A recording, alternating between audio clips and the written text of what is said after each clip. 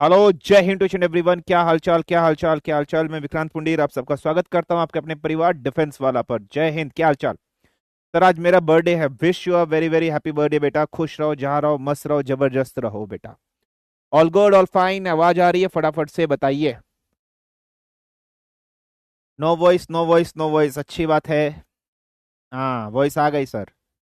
हाँ, अचानक से आवाज आ जाती है। कहाँ ऑन करना है? स्लाइड में ऑन है भाई। ठीक है, चलिए।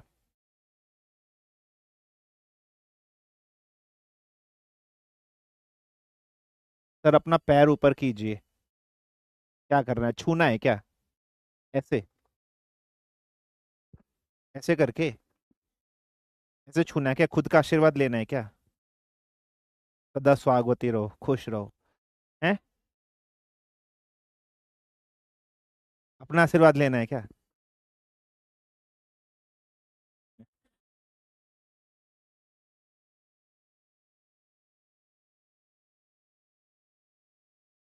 डीपी में फ्रिक्शन के क्वेश्चन थे। मैं करा दूंगा, कोई टेंशन मत लीजिए। अभी फ्रिक्शन पर हम आए नहीं ना। प्लानर अपडेट करना पड़ेगा। डीपी में फ्रिक्शन के क्वेश्चन डाल रखे थे, कोई दिक्कत नहीं। प्लानर अपडेट कराना पड़ेगा, टेंशन मत लो। अभी मैं कराऊंगा, फ्रिक्शन कराऊंगा आप लोग को, टेंशन मत लीजिए। ठीक है।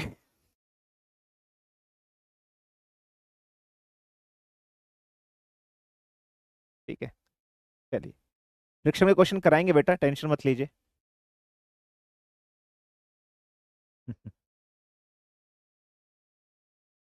ठीक है, नमस्ते गुंडा सर। करके चरणों मेरा कोटि कोटि प्रणाम। प्रोजेक्टाइल मोशन भी कराएंगे, टेंशन मत लो। अभी एक दो एक्स्ट्रा क्लास लेंगे बेटा, ठीक है। Don't worry about that. ठीक है, संडे में लेंगे क्लास। हाँ हाँ, करा देंगे भाई। डीपीपी में आप लोगों को प्रोजेक्टाइल मोशन भी दे रखा होगा, सर्कुलर मोशन भी दे रखा होगा। ठीक है, क्लियर है, फाइन। सर, आप तो फर्स्ट चैप्टर से बोल रहे डीपीपी करा दूंगा। करा देंगे ना। मना मजाक थोड़ा ना कर रहा हूँ। करा ही देंगे। एक दिन बैठूंगा, कम से कम 100 क्वेश्चन एक साथ निपटा देंगे। सर, कल का होमवर्क हो गया ना? वैसे तो क्लास में सॉल्व भी करा देता होमवर्क। ठीक है। हाँ, क्लास में होमवर्क करा ही दिया था ना। इस संडे क्लास लूंगा मैं आप लोग की। सर्कुलर मोशन से क्वेश्चन नहीं आते, पर मैं पढ़ा दूंगा, टेंशन मत लीजिए। ठीक है। सर, क्लास 9 बजे एंड कर देना, मुझे मेरी शादी में जाना है। बेटा, तुम्हारी शादी है, तुम उसमें जाओगे। ठीक है, चलिए। सर, डीडब्ल्यू सेट में कहाँ जा रहे हैं आप? मैं दिल्ली जा रहा हूँ। देखते हैं जाएंगे या नहीं जाएंगे। ठीक है। सर, आपके चेहरे पर शादी की खुशी दिख रही है। सर, आप भी डब्ल्यू सेंटर पर जाओगे। सर, आज आप शरीफ दिख रहे हो। मैं दिल्ली जा रहा हूँ।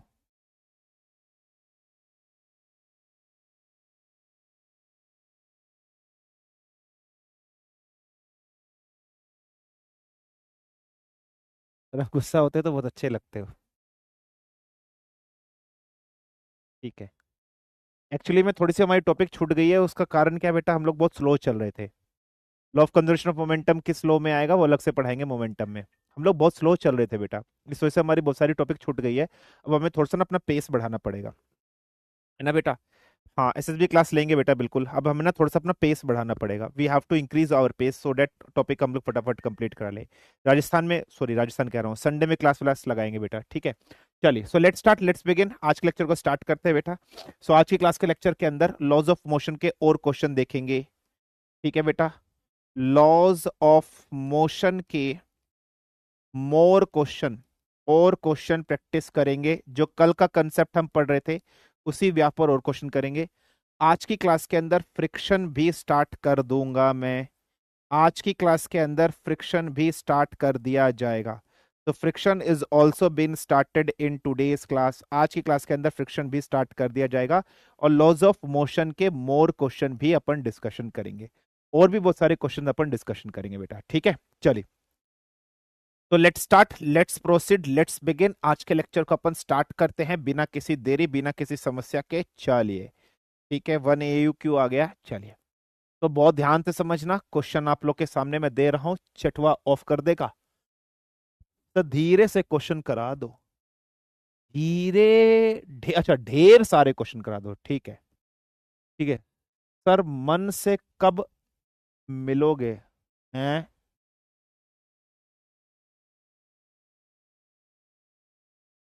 कार है, काका बक रहे हो तुम, मन से कब मिलोगे? मन से।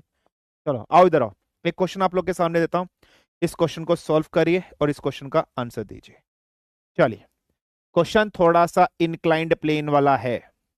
एक इंक्लाइंड प्लेन इस तरीके से बेटा, इस इंक्लाइंड प्लेन के ऊपर एक ऑब्जेक्ट MKG का इस तरीके से रखा हुआ है। ठीक है बेटा, यहां पर एक दीवार है बिल्कुल इस तरीके से, और इस दीवार से इस ऑब्जेक्ट को एक रोप से टाई कर रखा है। इस दीवार से इस ऑब्जेक्ट को एक तरफ से टाई कर रखा है। तो आपसे कह रहा है find T in string and normal reaction. तो कह रहा है फाइंड, आपसे कह रहा है find T in the string. ठीक है, find T in the string and N की वैल्यू बताइए। टी और एन की वैल्यू आपको बतानी है। तो what would be the value of T and N? ठीक है, पहला ऑप्शन गिवन है, N is equal to, N is equal to M G sine theta and T is equal to M G cos theta. दूसरा option given है, N is equal to M G cos theta and T is also equal to M G cos theta. तीसरा option given है, N is equal to M G cos theta and T is equal to M G sine theta. चौथा option given है, N is also equal to M G sine theta and T is equal to M G sine theta. पहले आप लोग efforts डालिए, पहले खुद से try करिए क्वेश्चन को, पहले खुद से ट्राई करिए क्वेश्चन को, फिर मैं क्वेश्चन को सॉल्व करना सिखाऊंगा। पहले खुद से एफर्ट्स डालिए, खुद से ट्राई करिए। 1 मिनट का टाइम दे रहा हूं, फटाफट से आंसर दीजिए। 1 मिनट का टाइम दे रहा हूं, फटाफट से बताइए what should be the answer of this question.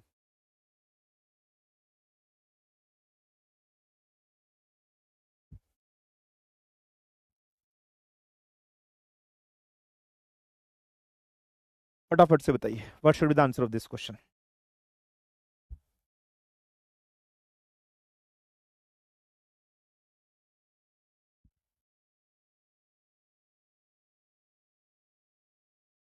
ला ला ला ला ला ला ला ला ला ला डो डो डो डो डो डो डो डो डो डो डो जीना यहाँ है सिवा, मरना यहाँ।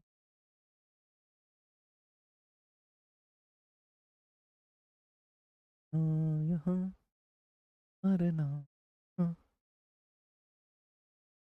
जाना।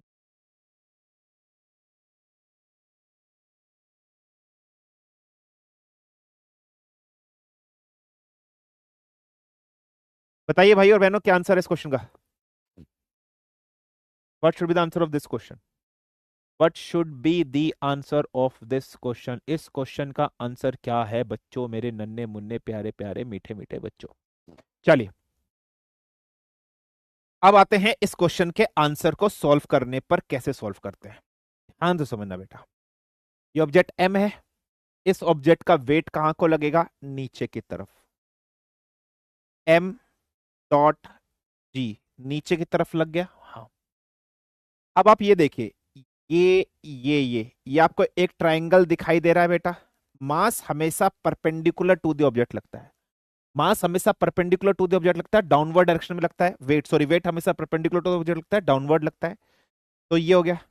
अगर ये एंगल मैंने थीटा गिवन है, फॉर एग्जांपल ये एंगल थीटा आपको गिवन है, ये एंगल कितना हो गया बेटा? 90 डिग्री।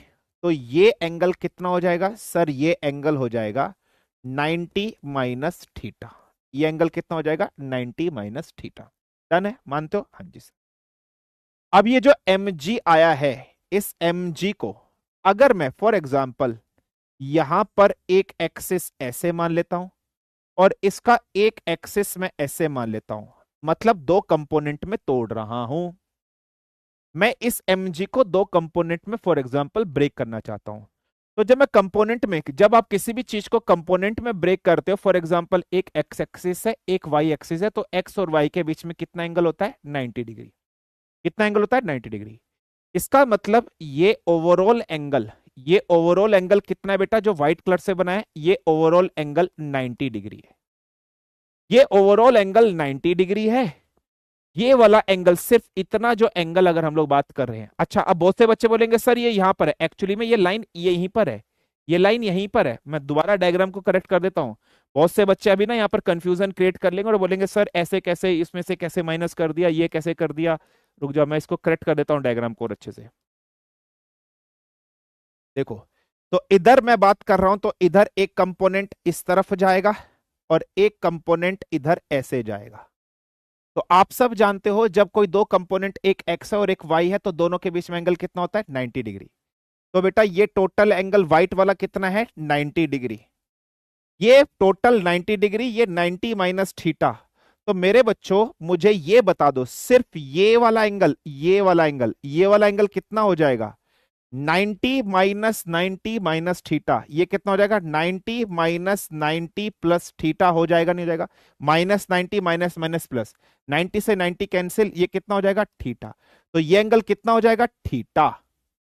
अब ये mg जो है, mg इसके साथ अगर थीटा एंगल बना रहा है, mg अगर इसके साथ थीटा एंगल बना रहा है, तो यहां पर मैं क्या लिखूंगा? mg cos of theta. यहां पर क्या लिखूंगा? mg cos of theta. ये mg है, mg इस वाले y एक्सिस या x एक्सिस, कुछ भी आप बोल दो, जो भी आप बोलना चाहते हो, इसके साथ थीटा एंगल बना रहा है। जिस तरफ थीटा होता है उस तरफ cos लिखते हैं। तो यहां पर क्या आ जाएगा? mg cos of theta. तो यहां पर क्या आ जाएगा बेटा? तो ये वैल्यू जो होगी ये क्या हो जाएगी? mg sine of theta. Clear है? तो हमने mg को दो कंपोनेंट mg cos थीटा और mg साइन थीटा में तोड़ दिया। अगर ये mg है w, तो इसका नॉर्मल रिएक्शन ऐसे जाएगा, नॉर्मल रिएक्शन n ऐसे जाएगा। हाँ जी। ये एक रोप है, तो इस रोप का टेंशन T ऐसे जाएगा या नहीं जाएगा? हाँ जी, टेंशन T ऐसे जाएगा। हाँ जी। अब T हॉरिजॉन्टल कंपोनेंट को हॉरिजॉन्टल के बराबर कर दो, वर्टिकल कंपोनेंट को वर्टिकल के बराबर। तो इक्वेशन क्या बन जाएगी मेरे बच्चों? तो T बराबर, T किसके बराबर होगा? इसके बराबर होगा। ये क्या है? mg sine theta. और n बराबर किसके हो जाएगा? n बराबर mg cos थीटा। तो n बराबर mg cos थीटा हो जाएगा। कोई प्रॉब्लम, कोई समस्या, कोई दिक्कत नहीं। तो t की वैल्यू आएगी mg sin थीटा, n की वैल्यू आएगी mg cos theta. mg cos theta, mg sin theta. सो answer of this question is option number C. जिसको समझ में नहीं आया दोबारा समझा देता हूं एक बार बड़े डायग्राम बनाकर।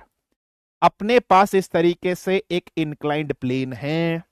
इस इंक्लाइंड प्लेन में एक m मास का ऑब्जेक्ट ऐसे रखा है। इस m मास के ऑब्जेक्ट से इस तरीके से एक रस्सी बंधी हुई है। यहां पर एंगल थीटा आपको गिवन है। तो आपने कभी भी इंक्लाइंड प्लेन आए तो कंपोनेंट में तोड़ना होता है वेट को। वेट हमेशा परपेंडिकुलर टू द ऑब्जेक्ट लगता है। तो ये m dot ji is equal to weight हो गया। ये थीटा है तो ये कितना होगा? 90। तो ये एंगल कितना हो जाएगा? ये एंगल की वैल्यू हो जाएगी 90 माइनस ऑफ थीटा।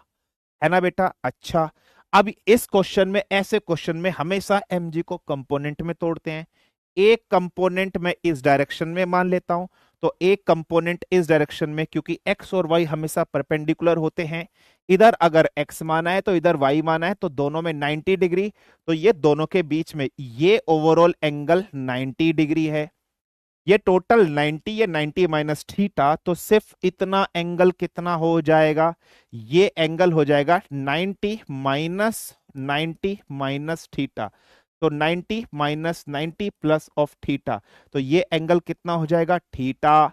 तो ये एंगल क्या हो गया? थीटा। ये mg है, ये थीटा है, तो यहां पर क्या आ जाएगा? mg cos theta. इधर क्या आ जाएगा? mg sine theta. क्लियर? इधर टेंशन आपकी T इधर चली जाएगी। ये mg cos थीटा है, तो इसका मतलब यहां से नॉर्मल टेंशन N ऐसे जाएगी। तो N M G cos theta के बराबर हो जाएगा, N is equal to M G cos theta और T is equal to M G sine theta. यही हमने निकाला था और आंसर क्या था, option number C. So answer क्या है बेटा, option number C is the correct answer. 38% बच्चों का सही आंसर है, बाकी सब ए कांदा ले लो, भिंडी ले लो, मूंगफली ले लो, प्याज ले लो, क्योंकि 10वीं 12वीं 11वीं में 12वीं में कुछ नहीं पढ़ के आए, सोच रहे हैं यहीं पढ़ेंगे 11वीं 12वीं, अब पेपर आने वाला है ना।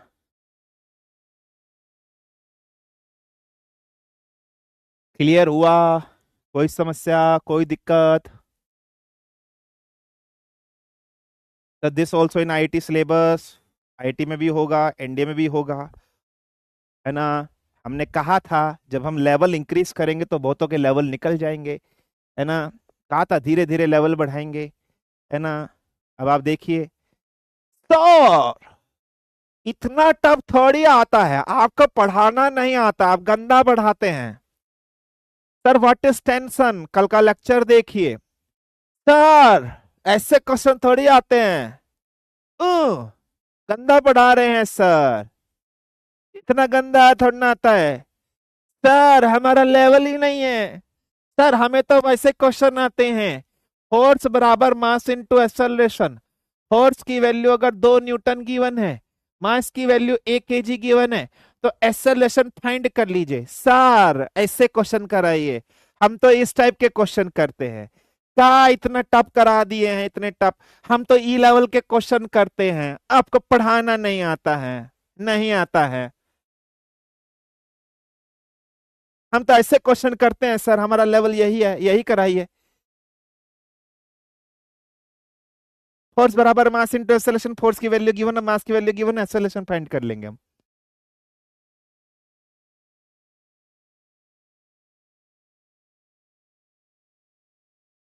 ठीक है, चलिए, डन, हाँ आया समझ में। चलो एक क्वेश्चन देता हूं, लट करिए।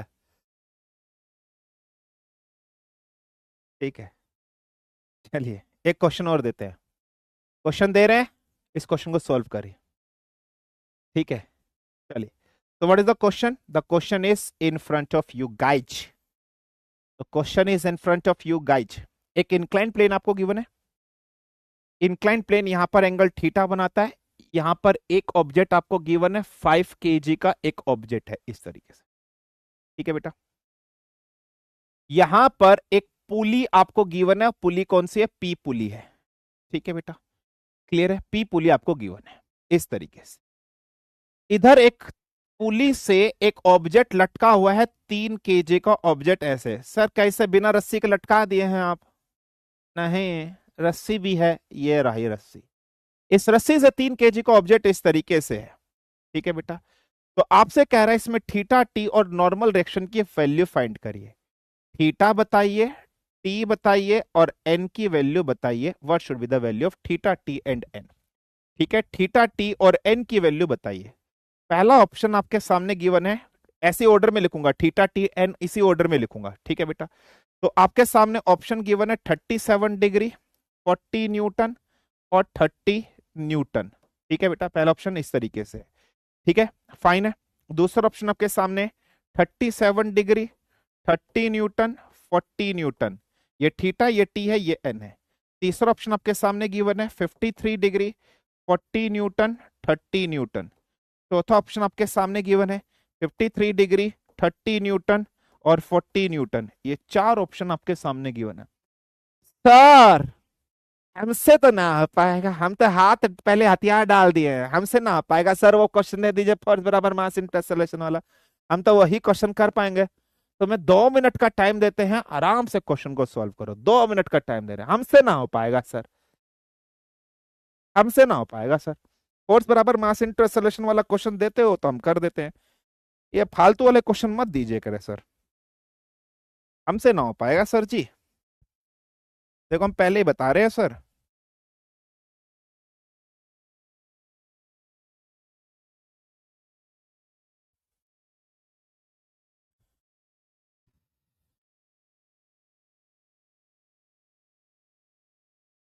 चलिए आराम से क्वेश्चन को सोल्व करो।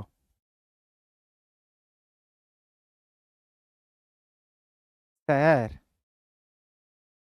सर रस्सी सेम है, हाँ जी बेटा रस्सी सेम है बेटा, बिल्कुल रस्सी सेम है। सेम क्वेश्चन अलग सर ने भी करवाया था, तो करो अब। Don't embarrass VSK.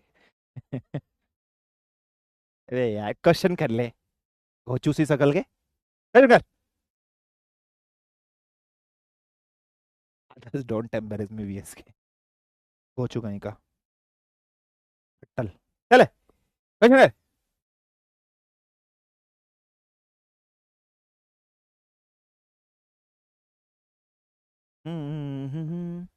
मरना यहाँ नहीं समझ आ रहा है, आरसीबी जिंदाबाद थी है और रहेगी। ठीक है, क्वेश्चन सॉल्व करो।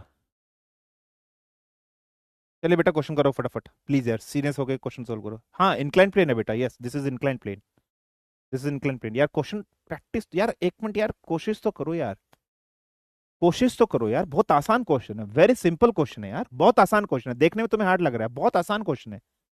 यार एक बार एफर्ट्स तो डालो।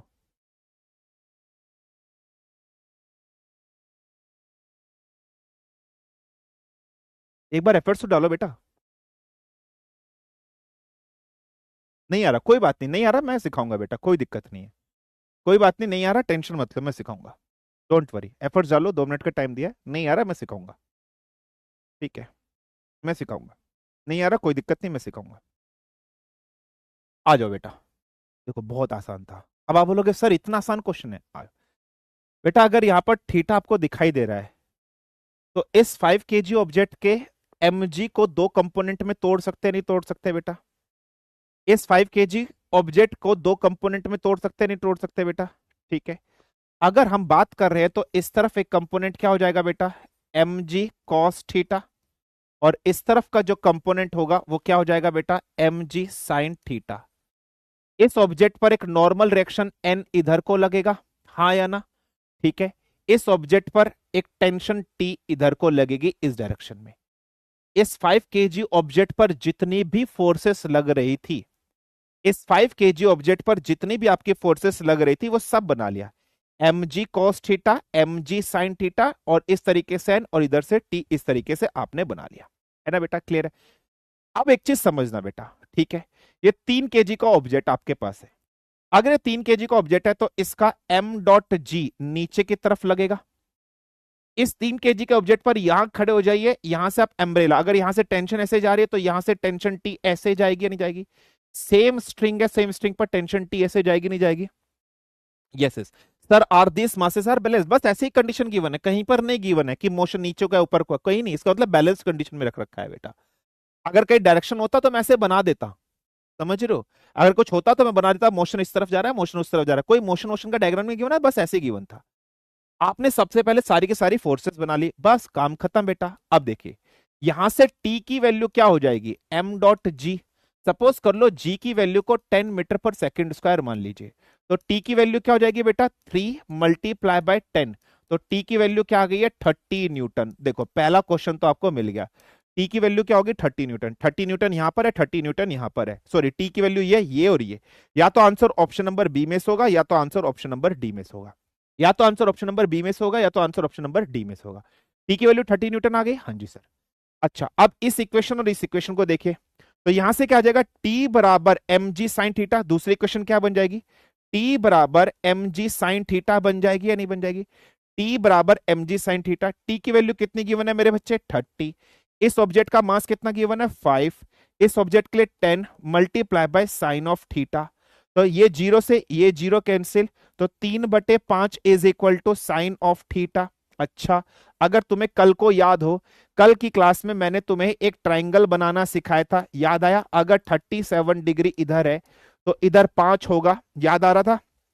इधर 5 होगा, इधर बेस में 4 होगा, इधर 3 होगा, तो 5 बटे पप्पू बेटा पप्पू, आप देखो पप्पू बेटा पप्पू, हाय हेलो बोल, परपेंडिकुलर अपॉन हाइपोटेनिस। ठीक है, तो यहां परपेंडिकुलर की वैल्यू कितनी है बेटा, 3, हाइपोटेनिस की वैल्यू क्या है, 5। 3/5 इसका मतलब 37 डिग्री, तो थीटा की वैल्यू कितनी आ गई बेटा, 37 डिग्री आ गई या नहीं आ गई? थीटा की वैल्यू 37 डिग्री आ गई या नहीं आ गई? टी आ गया, theta 37। Theta 37 t by answer option B होगा। मुझे बाकी सॉल्व करने की जरूरत ही नहीं है, बाकी मुझे सॉल्व करने की जरूरत ही नहीं है बेटा। ठीक है, अब एक चीज समझना, अब मुझे एन की वैल्यू कैलकुलेट करनी है, तो तीसरी कंडीशन मेरी क्या हो जाएगी बेटा? तो what would be my third condition? मेरी थर्ड कंडीशन आपके सामने हो जाएगी, ये फर्स्ट कंडीशन, ये सेकंड कंडीशन और थर्ड कंडीशन। एन बराबर M G cos theta, N बराबर एम जी कॉस थीटा।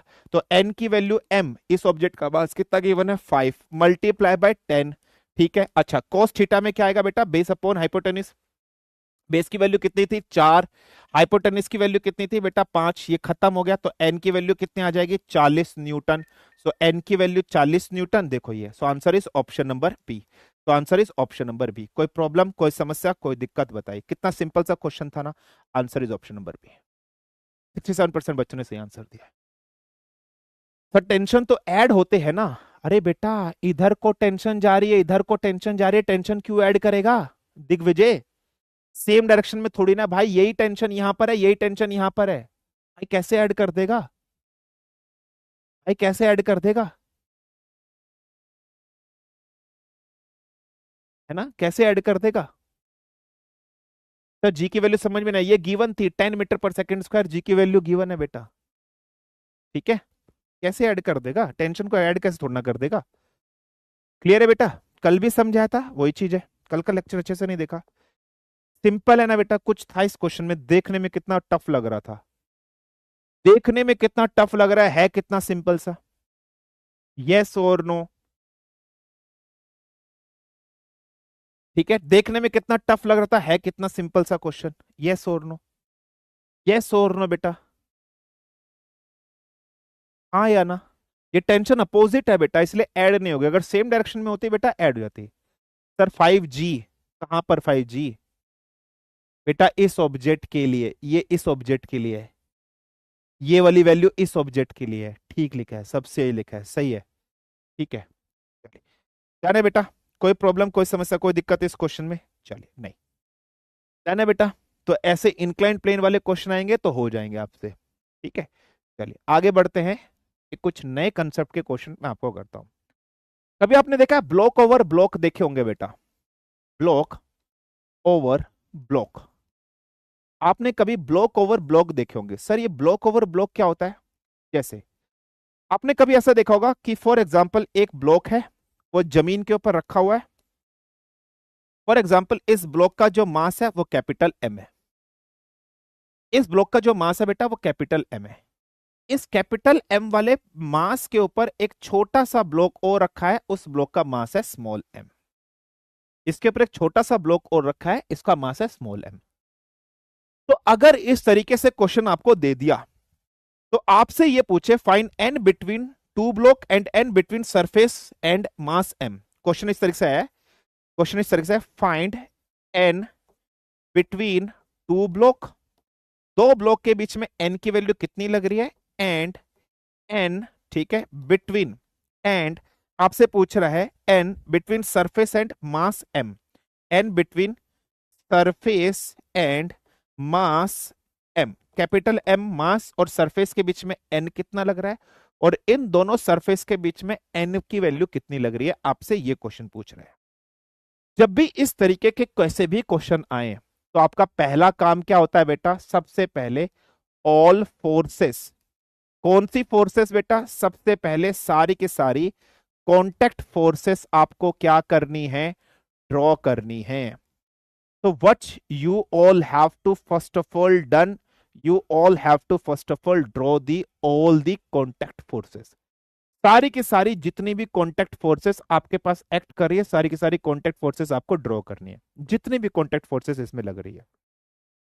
ये कैपिटल एम है, इस कैपिटल एम ऑब्जेक्ट का weight capital M dot G, ये नीचे की तरफ लगेगा या नहीं लगेगा? ठीक है, तो इसका कैपिटल एम डॉट जी, ठीक है, ये नीचे की तरफ लगेगा इसका। हाँ, ये कैपिटल एम अर्थ के ऊपर एक फोर्स लगा रहा है, तो अर्थ भी इसके ऊपर एक फोर्स लगाएगी। फॉर एग्जाम्पल उसकी नॉर्मल वैल्यू आप एन मान लीजिए, या उसकी नॉर्मल वैल्यू को आप n1 मान लीजिए। ठीक है, अर्थ इस कैपिटल एम ब्लॉक के ऊपर जो फोर्स लगा रहा है उसको n1 मान लीजिए। फिर से समझना, फिर से बता रहा हूं। कैपिटल एम मास नीचे की तरफ एक फोर्स लगा रहा होगा, वेट लगा रहा होगा एम डॉट जी। तो ये एम डॉट जी भी इस बॉक्स के ऊपर लगा रहा होगा। नॉर्मल रिएक्शन N1 मान लिया। डन है बेटा। चलिए, तो कैपिटल एम मास का काम खत्म। हाँ जी सर, कैपिटल एम मास का काम खत्म हो गया। अब आते हैं स्मॉल एम वाले ऑब्जेक्ट की तरफ। स्मॉल एम वाले ऑब्जेक्ट का M dot G, small M dot G ऐसे लग रहा होगा बेटा, नीचे की तरफ लग रहा होगा। इसका एम डॉट जी नीचे की तरफ लग रहा होगा। तो इसका नॉर्मल रिएक्शन एन मान लीजिए ऊपर की तरफ लग रहा होगा। इसका नॉर्मल रिएक्शन एन ऊपर की तरफ लग रहा होगा। ये एम जी इसके ऊपर एक नॉर्मल रिएक्शन लगा रहा होगा इस तरीके से। हाँ जी सर, क्लियर हो गया। लेकिन अब एक इंपॉर्टेंट पॉइंट है जो सब बच्चे मिस कर देंगे, वही इंपॉर्टेंट पॉइंट समझना। यहां तक तो सबने ड्रॉ कर दिया होगा, इतना सबने ड्रॉ कर दिया होगा। बस एक कंसेप्ट है जो सब बच्चे यहां पर मिस कर रहे होंगे। और वो कंसेप्ट क्या है? वो कंसेप्ट क्या है? अब एक चीज समझना, क्या स्मॉल एम इस कैपिटल एम के ऊपर भी एक फोर्स लगा रहा होगा या नहीं लगा रहा होगा? क्या ये स्मॉल एम भी इस कैपिटल एम के ऊपर एक फोर्स लगा रहा है, नहीं लगा रहा है? भाई फॉर एग्जाम्पल, तुमने मेरे सिर के ऊपर, फॉर एग्जाम्पल मैं कैपिटल एम हूं, ये स्मॉल एम है। क्या कह रहे हैं सर आप? कैपिटल सी हो, सी मतलब क्यूट, ठीक है। फॉर एग्जाम्पल मैं कैपिटल एम हूं, ये स्मॉल एम है। मैंने अपने सिर के ऊपर स्मॉल एम रख दिया। क्या भाई ये स्मॉल एम मेरे खोपड़े के ऊपर एक ताकत लगा रहा है, नहीं लगा रहा है? लगा रहा है। एक्चुअली में इसका एम डॉट जी तो नीचे जा रहा है, इसका नॉर्मल डायरेक्शन एन ऊपर जा रहा है, वो ठीक है। लेकिन भाई ये जो स्मॉल एम है, ये स्मॉल एम मेरे खोपड़े के ऊपर भी तो एक ताकत लगा रहा है, वो तो मैंने ड्रॉ नहीं करी। हाँ या ना, गधो नालायको निठल्लो बेशर्मो, जल्दी बताओ। हाँ सर, हाँ लगा रहा है। उसकी वैल्यू कितनी होगी? उसकी वैल्यू वही तो होगी जो कैपिटल एन बाहर की तरफ जा रहा है, वही कैपिटल एन नीचे की तरफ आएगा। To every action there is equal and opposite reaction. तो इसका मतलब ये जो कैपिटल एन है, ये ऊपर की तरफ जा रहा है, तो स्मॉल एम कैपिटल एम के ऊपर एक फोर्स लगा रहा होगा, और उस फोर्स की वैल्यू क्या होगी? एन ही तो होगी। उसकी वैल्यू क्या होगी? एन ही होगी। इसका मतलब एक एन आपका नीचे भी जा रहा होगा, एक एन आपका नीचे भी जा रहा है। अब हुआ है पूरी फोर्सेस, सारी की सारी कॉन्टेक्ट फोर्सेस लगा दी है। समझना, बहुत ध्यान से समझना, कुछ एग्जाम्पल समझना। नहीं समझ में आया? इस चीज को ऐसे समझाता हूं, इस चीज को ऐसे समझाता हूं। एक ऑब्जेक्ट मेरे पास स्मॉल एम का है, एक ऑब्जेक्ट मेरे पास कैपिटल एम का है, एक ऑब्जेक्ट मेरे पास कैपिटल एम का है। इसको ऐसे समझना। जब मैंने इस ऑब्जेक्ट को इधर को ताकत लगाई, ऐसे ताकत लगा रहा हूं मैं, तो ये ऑब्जेक्ट इधर को खिसक रहा है, ये ऑब्जेक्ट इधर को खिसक रहा है। जब मैंने इस ऑब्जेक्ट पर ऐसे ताकत लगाई, तो ये ऑब्जेक्ट इस ऑब्जेक्ट को इधर को खिसका रहा है ना बेटा? तो इसका मतलब एक फोर्स ऐसे लग रही होगी, ये फोर्स एम किस पर लगा रहा है? कैपिटल एम पर लगा रहा है। लेकिन इन रिटर्न क्या हो रहा है? भाई ये कैपिटल एम भी तो इस पर फोर्स लगा रहा है, ये कैपिटल एम भी तो इस पर फोर्स लगा रहा है, वो दिख नहीं रही है। For example capital M 50 kg का है, तब तो आप इसको हिला पा रहे हो। कैपिटल एम 100 kg का हो गया, तब आप इसको हिला पा रहे हो? नहीं हिला पा रहे हो। इसका मतलब इसने 100 kg ने इसके ऊपर ताकत लगाई है। तो भाई अगर स्मॉल एम ने कैपिटल एम के ऊपर एन ताकत लगाई है, तो भैया ये इसके ऊपर भी तो ताकत लगाएगा। और ये कौन सा लॉ है? थर्ड लॉ ऑफ न्यूटन ही तो है। जितनी ताकत ये लगाएगा उतनी ताकत ये लगाएगा। यही तो चीज मैंने यहां पर बनाई है। अगर ये इसके ऊपर एन लगा रहा है, सॉरी ये इसके ऊपर एन लगा रहा है, तो ये इसके ऊपर कितने लगाएगा? एन लगाएगा। वही चीज मैंने बनाई है। क्लियर हो गया? ऑल फोर्सेस आपने ड्रॉ कर दी है। अब आप इसका क्या बना लीजिए? फ्री बॉडी डायग्राम बना लीजिए। अब आप इसका फ्री बॉडी डायग्राम बना लीजिए। तो पहले हम फ्री बॉडी डायग्राम बनाते हैं, किसके लिए बनाते हैं? स्मॉल एम के लिए। पहले हम फ्री बॉडी डायग्राम किसके लिए बनाते हैं? स्मॉल एम के जी वाले ऑब्जेक्ट के लिए बनाते हैं। तो आप बीच में डॉट लगा दीजिए, ये एम के जी वाला ऑब्जेक्ट हो गया। स्मॉल एम के जी वाले ऑब्जेक्ट के लिए आइए। स्मॉल एम, खाली स्मॉल एम के लिए बात कर रहे हैं, खाली स्मॉल एम के लिए बात कर रहे हैं। तो स्मॉल एम के लिए एक एम डॉट जी नीचे की तरफ जा रहा है ये, और एक कैपिटल एन ऊपर की तरफ चल रहा है। ये है free body diagram small M का, बस स्मॉल एम का। अब बहुत से बच्चे बोलेंगे सर ये एन, भाई ये एन कैपिटल एम पर लग रहा है। ठीक है, अब हम ड्रॉ करेंगे free body diagram of capital M KG वाले बॉक्स के लिए। तो कैपिटल एम वाले केजी वाले बॉक्स के लिए इसको कैपिटल एम केजी वाला बॉक्स, नीचे की तरफ एम डॉट जी, ऊपर की तरफ एक N1 लग रहा है, ऊपर की तरफ देखिए एक N1 लग रहा है या नहीं लग रहा है बेटा? हाँ जी सर।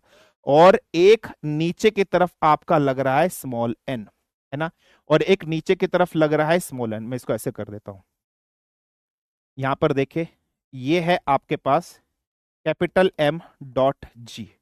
ठीक है बेटा, ऊपर की तरफ N1 लग रहा है और नीचे की तरफ n लग रहा है, और ये है कैपिटल एम के जी वाला ऑब्जेक्ट। बस दो हो गया। हाँ सर, दो फ्री बॉडी डायग्राम हमारे पास बन गए। अब मुझे बताइए इस इक्वेशन से क्या बनेगा? इससे बनेगा capital N is equal to M dot G. Clear? इससे क्या आ जाएगा? Capital N is equal to M dot G आ गया या नहीं आ गया? हाँ जी सर। यहां से क्या आएगा? ये M dot G plus N is equal to N1 आया ना? इसकी वैल्यू कितनी है? एम जी, यहां पुट कर लीजिए। तो यहां पर capital M dot G plus small M dot ji is equal to N1। ठीक है, यहां से क्या आ गया बेटा? यहां से जी बाहर निकल गया, small M plus capital M is equal to N1। Clear हो गया? तो N1 की वैल्यू भी आ गई है और n की आ गया। क्या कह रहा है? Find n between the two blocks. दो ब्लॉक्स के बीच में n की वैल्यू कितनी है? इतनी है।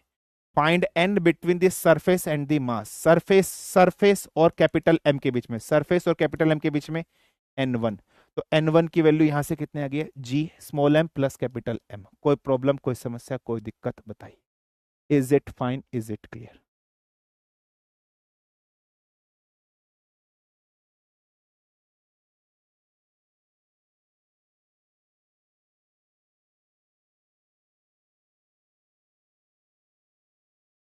क्लियर है बेटा? बताओ।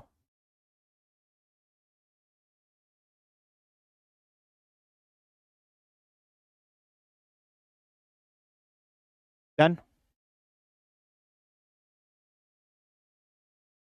डन बेटा? All good, all fine? ठीक है, ठीक है,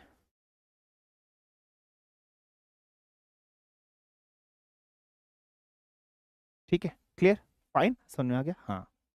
अब बहुत है बच्चे, क्या करेंगे हम इस क्लास के अंदर? हम बताते हैं, टीचर को कंपेयर करना सीखेंगे अभी। कैसे? और सर अच्छा है, वो अच्छे है। टीचर तो हमेशा ही अच्छे होते हैं, पूरे तो बच्चे होते हैं। हैं? हैं? पढ़ते नहीं है जो। हैं? समझ रहे हो? कभी एनडीए का पेपर उठा के देखना, इस बार तो सिंपल आ गया है। पिछली बार सर, पिछली बार का पेपर उठा के देख देना, पसीने छुटवा देगा। न्यूमेरिकल ही न्यूमेरिकल भरे पड़े थे। ये तुम्हारे सिलेबस में है, पढ़ना पड़ेगा। अगर मैं चाहूं तो न्यूटन्स लॉज ऑफ मोशन में first law, second law, third law कराकर काम खत्म कर दूंगा। बोलूंगा first law, second law, third law तो सही है।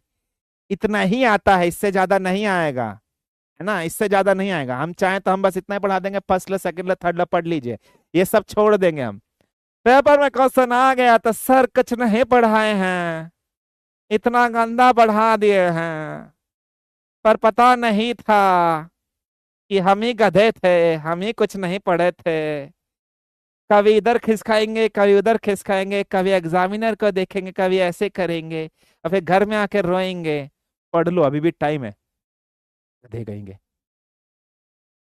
चलिए, समझ में आया? हाँ सर जी, डराओ मत बेटा, सही में पिछली बार का पेपर सिंपल आ गया था, इस बार का पेपर सिंपल आ गया था, वरना पेपर बहुत टफ आता है। ठीक है? क्लियर है? फाइन है? कोई प्रॉब्लम, कोई समस्या, कोई दिक्कत नहीं? चलिए, अब एक चीज और देता हूं, एक क्वेश्चन मैं आपको देता हूं, उस क्वेश्चन का आंसर आप सब लोग फाइंड करना। एक क्वेश्चन आप लोग को देता हूं बेटा, उस क्वेश्चन का आंसर देना। मेरे पास इस तरीके से एक ऑब्जेक्ट है, ठीक है बेटा? ये ऑब्जेक्ट का मास है m। ठीक है, अब मैंने नीचे कोई भी कॉन्टेक्ट फोर्स नहीं बनाई है। ठीक है बेटा, बिल्कुल ध्यान से बनना। ठीक है? क्लियर? बिल्कुल ध्यान से। मैंने यहां पर कोई भी कॉन्टेक्ट फोर्सेस नहीं बनाई है बेटा। अगर मैंने कोई भी कॉन्टेक्ट फोर्स नहीं बनाई है, इसका मतलब एम डॉट जी, ये हवा में है ऑब्जेक्ट, ये अर्थ पर नहीं है, ये ऑब्जेक्ट हवा में है, अर्थ पर नहीं है। ठीक है बेटा, बिल्कुल ध्यान से सुनना। ठीक है, ठीक है, क्लियर, बिल्कुल ध्यान से सुनना। ठीक है, नीचे नहीं है। अब ध्यान से सुनना। एक बच्चा कह रहा सर आप पढ़ाते तो बढ़िया है, पर आप बोरिंग करके पढ़ाते हैं। बेटा कल से ना भरतनाट्यम सीख के आएंगे क्लास में। ता, थई, था, धई, तक तक तक नहीं है धैया। कल से डांस करके पढ़ाई करेंगे बेटा, ठीक है? जैसे तू पढ़ना चाहता है वैसे ही पढ़ाएंगे। कभी तेरे को तेरे घर आके पढ़ाएंगे बेटा। तेरी नाक में खुजली होगी तो तेरी नाक पे खुजली भी करेंगे, कान में खुजली होगी तो तुम्हारी कान में भी खुजली करेंगे। ठीक है, कल से तुम्हारे घर आके जैसे तुम चाहते हो ऐसे पढ़ाएंगे। एक ऑब्जेक्ट है स्मॉल एम का, ठीक है बेटा, इस तरीके से।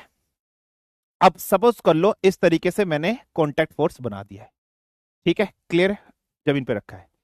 इस ऑब्जेक्ट पर एक फोर्स इस डायरेक्शन में लग रही है। ठीक है बेटा, इस ऑब्जेक्ट पर एक फोर्स इस डायरेक्शन में लग रही है और ओवरऑल ऑब्जेक्ट इस डायरेक्शन में मूव कर रहा है।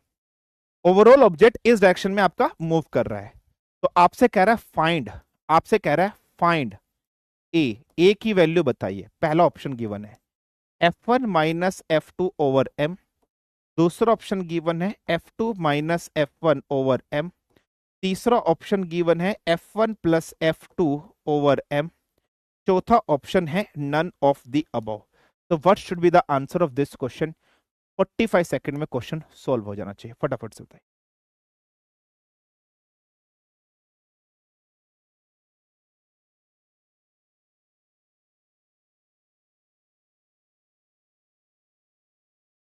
हाँ, ये सब फाउंडेशन बैच में नहीं पढ़ाया था, इसलिए तो नहीं पढ़ाया था। एडवांस चीजें हैं तो एडवांस बैच में पढ़ाया जाएगा ना, फाउंडेशन बैच में थोड़ा ना पढ़ाया जाएगा बेटा। एडवांस चीजें एडवांस बैच में, नॉर्मल चीजें नॉर्मल बैच में। फटाफट से बताइए।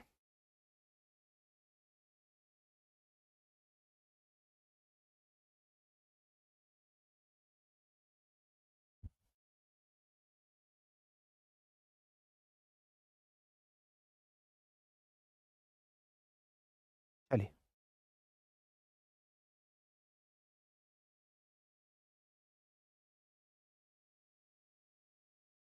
ठीक है, फटाफट से बताइए what should be the answer of this question.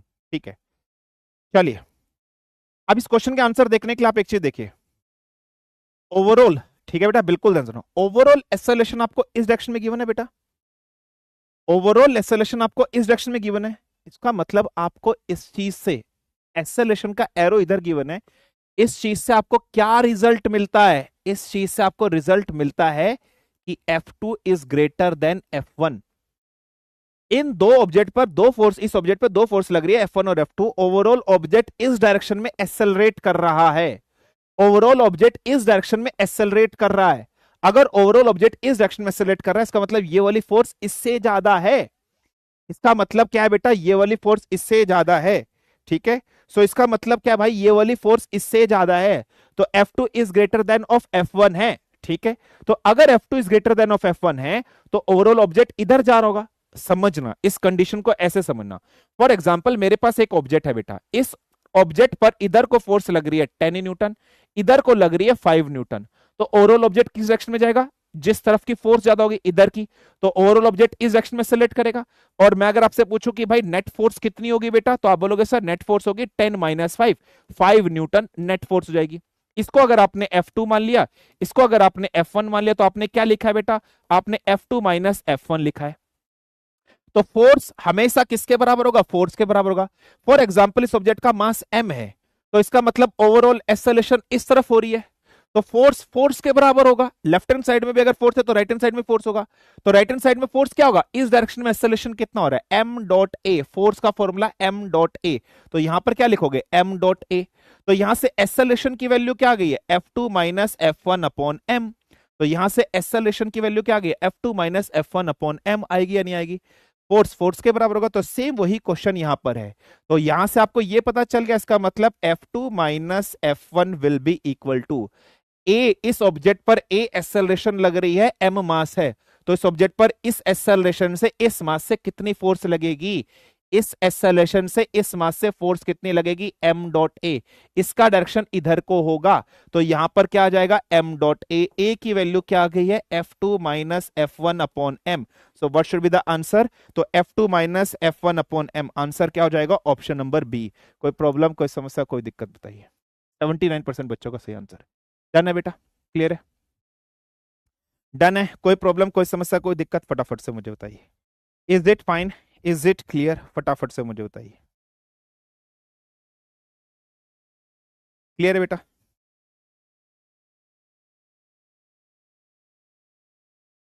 Done, ठीक है, गॉट इट, फाइन। चलिए एक क्वेश्चन और करिए, नेक्स्ट क्वेश्चन देता हूं। ठीक है, एक क्वेश्चन देता हूं। एम मास का ऑब्जेक्ट है आपके पास, इस तरीके से सरफेस पर रखा है। इस ऑब्जेक्ट पर एक फोर्स लग रही है, एफ फोर्स। एम मास का ऑब्जेक्ट है, इस पर एक फोर्स लग रही है, एफ फोर्स। यहां पर एंगल है थीटा, यहां पर एंगल है थीटा। तो आपसे कह रहा है कि एन एंड ए की वैल्यू बताइए, एन और ए की वैल्यू बताइए कितनी होगी। सिंपल है, आपसे सिंपल क्या कह रहा है, एन और ए की वैल्यू बताइए। अब आपको एन और ए की वैल्यू बतानी है, तो आप एक चीज समझना, इसका नीचे एम डॉट जी इधर लगेगा बेटा, हाँ जी सर। इसका नॉर्मल रिएक्शन एन इधर लगेगा, हाँ जी सर। इस एफ को दो कंपोनेंट में तोड़ोगे तो इधर क्या आएगा, एफ कॉस थीटा आएगा, हाँ जी सर। इसको इधर को करोगे तो इधर क्या आएगा, एफ साइन थीटा आएगा, हाँ जी सर। ठीक है बेटा, तो ये प्लस ये एन प्लस, ठीक है, तो इक्वेशन क्या बन जाएगी, ये दोनों सेम डायरेक्शन में है, तो N plus F sine theta is equal to M dot G. ठीक है, एम डॉट जी हो जाएगा। क्लियर है बेटा, यस। इस इक्वेशन को आप कौन सी इक्वेशन बोल दीजिए, इस इक्वेशन को आप फर्स्ट इक्वेशन बोल दीजिए। इस इक्वेशन को आप कौन सी इक्वेशन बोल दीजिए, फर्स्ट इक्वेशन आप अपने सामने बोल दीजिए। क्लियर है बेटा, तो यहां से एन की वैल्यू क्या हो जाएगी, M G minus F sine theta. ठीक है, M G minus F sine theta. अच्छा, इस क्वेश्चन में एक चीज और थी जो अधूरी रह गई थी, ओवरऑल ऑब्जेक्ट ए एक्सेलरेशन से इस तरफ मूव कर रहा है, क्योंकि एक्सेलरेशन ए तो गिवन नहीं थी, मैं ड्रॉ करना भूल गया था। ये कह रहा है कि ओवरऑल ऑब्जेक्ट ए एक्सेलरेशन से इस डायरेक्शन में मूव कर रहा है। तो मेरी दूसरी क्वेश्चन क्या बन जाएगी, ए एक्सेलरेशन इस एम मास के ऑब्जेक्ट पर जब लगेगी, तो यहां से क्या बन जाएगा, एफ कॉस ऑफ थीटा, है ना। एफ कॉस ऑफ थीटा, ये वाली फोर्स इस फोर्स के बराबर हो जाएगी, is equal to M dot A हो जाएगी। ये इक्वेशन मेरी सेकंड हो जाएगी। तो मेरी फर्स्ट इक्वेशन से मुझे एन की वैल्यू क्या मिल जाएगी, M G minus F sine theta. तो मेरा आंसर आ गया M G minus sine theta. इस वाली इक्वेशन से मुझे ए की वैल्यू मिल जाएगी F cos of theta divided by M. तो यहां से क्या मिल जाएगी, F cos of theta divided by M. कोई प्रॉब्लम, कोई समस्या, कोई दिक्कत, फटाफट से बताइए। समझ में आया या नहीं आया,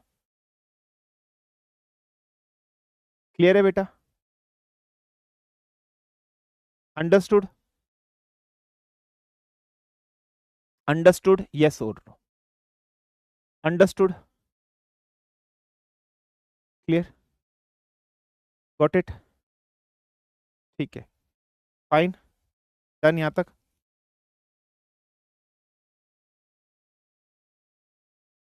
ठीक है, सेकंड इक्वेशन, अरे हॉरिजॉन्टल में F cos theta, A acceleration M mass के ऊपर लगेगी तो एफ हो जाएगा, दोनों सेम डायरेक्शन में भाई, ये फोर्स इसके बराबर, ओवरऑल इस डायरेक्शन में फोर्स फोर्स के बराबर होगा, एम डॉट ए इधर से। ठीक है, क्लियर है, फाइन। चलिए, ओवरऑल ऑब्जेक्ट इधर ही को तो मूव कर रहा है हॉरिजॉन्टल डायरेक्शन में, दैट्स वाई। ठीक है, चलिए, डन है। अरे भाई, एफ कॉस थीटा इधर को लग रहा है, ए एक्सेलरेशन एम मास के ऑब्जेक्ट पे लगेगी तो फोर्स की वैल्यू एम डॉट ए होगी। तो ये वाली फोर्स इसके बराबर होगी, ओवरऑल ये फोर्स इसके बराबर होगी, दोनों सेम डायरेक्शन में चल रही हैं, दैट्स वाई। ठीक है, चलिए एक क्वेश्चन आपको देता हूं। इधर एक मास का ऑब्जेक्ट है, इधर एक दूसरा मास का ऑब्जेक्ट है, दो मास ऑब्जेक्ट हमारे पास है। सपोज कर लीजिए ये m1 मास का ऑब्जेक्ट है, ये m2 मास का ऑब्जेक्ट है आपके पास। ठीक है, इधर से एक फोर्स लग रही है F करके इस तरीके से।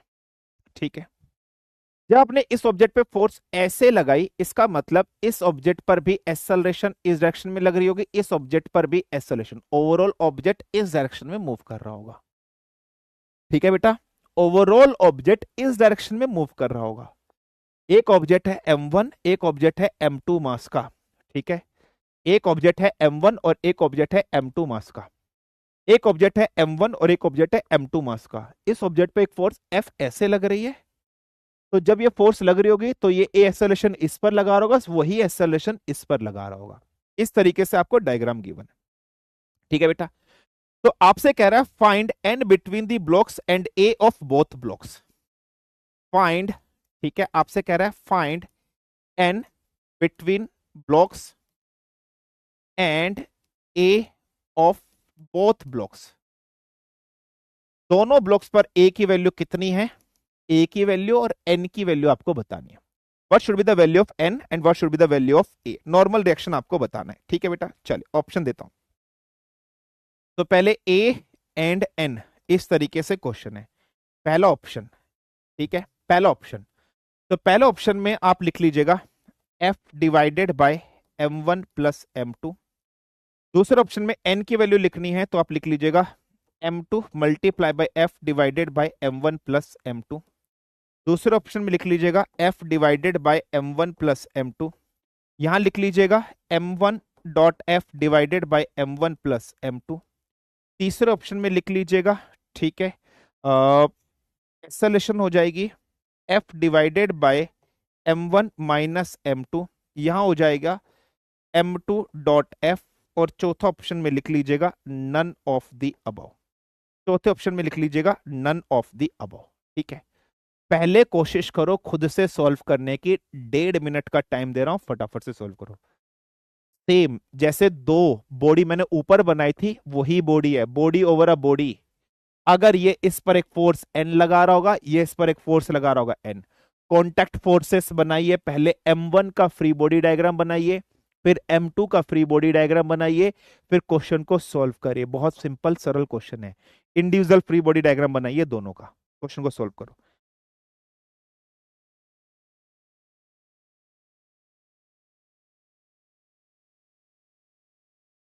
दोनों का फ्री बॉडी डायग्राम बनाइए और फिर सॉल्व करिए।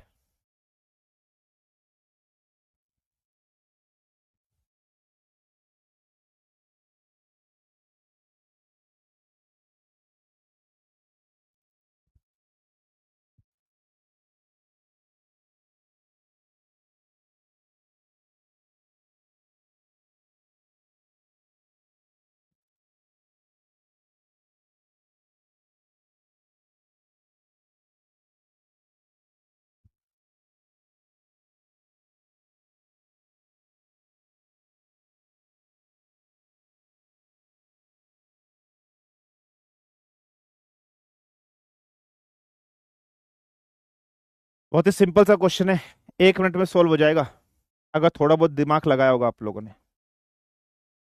If you have put little bit of efforts from your brain, then this question will be solved out within a second. Within a second question solve हो जाएगा।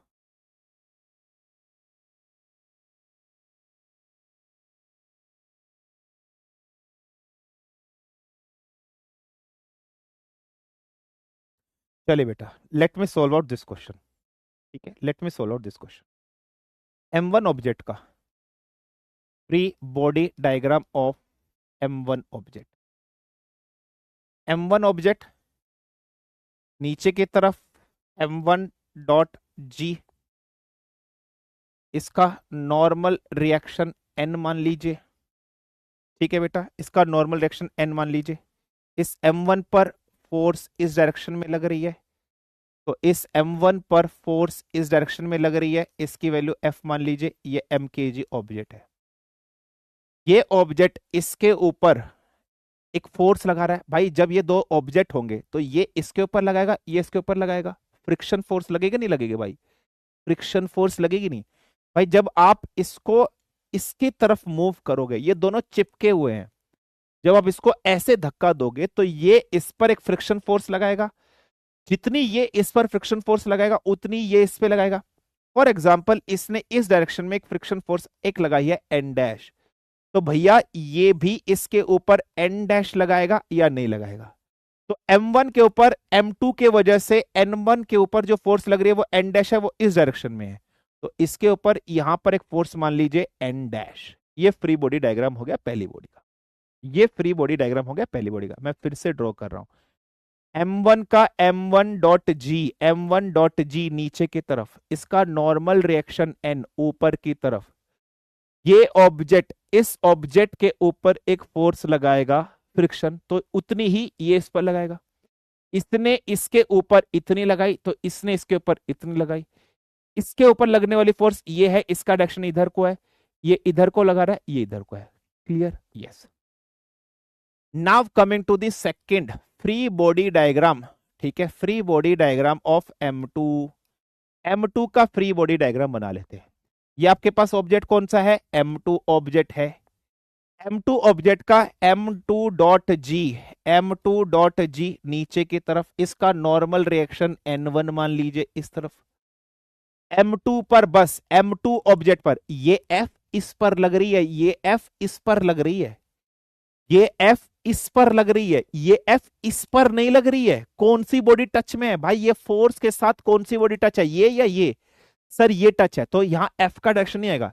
लेकिन M2 के ऊपर M1 की वजह से एक फोर्स लग रही है N डैश, तो N डैश फोर्स इस डायरेक्शन में जा रही है ये। अच्छा, ये ऑब्जेक्ट ए एक्सेलरेशन से, ये ऑब्जेक्ट ए एक्सेलरेशन के इधर को मूव कर रहा है, ये ऑब्जेक्ट ए एक्सेलरेशन से इधर को मूव कर रहा है, तो इस ऑब्जेक्ट के ऊपर एक एक्सेलरेशन ये लग गई है। इतना फ्री बॉडी डायग्राम सबको क्लियर होगा? फिर से बता रहा हूं, M2.G नीचे की तरफ, इसका नॉर्मल रिएक्शन N1, M2 के ऊपर M1 की वजह से N डैश लग रही है, N डैश लिख दिया। ये फोर्स इसके साथ कांटेक्ट में, ये फोर्स इसके साथ कांटेक्ट में नहीं है। ये बॉडी ए एक्सेलरेशन से आगे की तरफ मूव कर रही है। क्लियर? हाँ जी सर। अब इधर आइए, इस इक्वेशन से मुझे बताइए N की वैल्यू किसके बराबर हो जाएगी? M1.G। N की वैल्यू M1.G के बराबर हो जाएगी। इधर से आइए, N1 की वैल्यू M2.G के बराबर हो जाएगी। क्लियर? हाँ। अच्छा, फिर से आइए इधर से, ये N फोर्स आगे की तरफ लग रही है, साथ ही साथ A एक्सेलरेशन M2 ऑब्जेक्ट के मास पर लग रही है। तो A एक्सेलरेशन जब M2 ऑब्जेक्ट पर लग रही होगी तो यहां फोर्स की वैल्यू क्या हो जाएगी? M2.A हो जाएगी। ये M2.A भी इस डायरेक्शन में लगेगी और ये भी, तो N डैश की वैल्यू M2.A। ये इक्वेशन क्लियर? हाँ सर। इससे दोनों इक्वेशन लिख दी, सेम पिछले वाला क्वेश्चन। अब इधर आइए, यहां से अगर मैं बात कर रहा हूं, ये ओवरऑल ऑब्जेक्ट इधर को ही मूव कर रहा है। ये भी ओवरऑल ऑब्जेक्ट अगर हम बात कर रहे हैं, इस पर भी ए एक्सेलरेशन लग रही है, ये भी ए इधर को मूव कर रहा है। जब F और N डैश लग रही है, ओवरऑल ऑब्जेक्ट इधर को मूव कर रहा है, तो F और N डैश में से कौन बड़ा? F बड़ा। तो दूसरी इक्वेशन यहां से क्या हो जाएगी? F minus N dash is equal to F minus N dash. ये A एक्सेलरेशन M kg के ऑब्जेक्ट पे लग रही है, तो यहां से क्या आ जाएगा? M.A। M.A। इस इक्वेशन को आप फर्स्ट बोल दीजिए, इस इक्वेशन को आप सेकंड बोल दीजिए। तो अब क्या करेंगे? Put second in first, second को फर्स्ट में डाल दीजिए, सेकंड को फर्स्ट में डाल दीजिए। जैसे आपने सेकंड को फर्स्ट में डाला, F माइनस, ठीक है, M2, यहां M1 आएगा, यहां M1 आएगा ना, M2.A is equal to M1.A। तो F की वैल्यू क्या हो जाएगी? ये उधर जाकर प्लस M1.A प्लस M2.A। तो एक्सेलरेशन की वैल्यू क्या आ गई? F divided by M1 plus M2। Acceleration की वैल्यू क्या आ गई है? ये आ गई। ठीक है बेटा, ये आ गई है। अच्छा, फिर आपको क्या निकालना है? आपको निकालना है फाइंड N बिटवीन ब्लॉक्स। इन दोनों ब्लॉक्स के बीच में जो N है वो वैल्यू कितनी है? N dash. Find N between blocks का मतलब N डैश की वैल्यू फाइंड करनी है। N डैश का फॉर्मूला क्या है? M2.A। ये A की वैल्यू इसमें पुट कर दूंगा, तो यहां से N डैश की वैल्यू कितनी आ जाएगी? N डैश की वैल्यू आ जाएगी M2F upon M1 plus M2। कोई प्रॉब्लम, कोई समस्या? तो आपके पास आंसर क्या आ जाएगा? F upon M1 plus M2। ठीक है, और यहां से क्या आ जाएगा? M2.F multiply by M1 plus M2। Is it fine, is it clear, कोई प्रॉब्लम, कोई समस्या, कोई दिक्कत? So answer of this question should be what बेटा? Option number A. तो आंसर क्या हो जाएगा इस क्वेश्चन का? सो आंसर हो जाएगा इस क्वेश्चन का ऑप्शन नंबर ए। क्लियर है? कोई प्रॉब्लम, कोई समस्या, कोई दिक्कत? सिर्फ 34% बच्चों का सही आंसर है, बाकी सबका गलत है। क्लियर?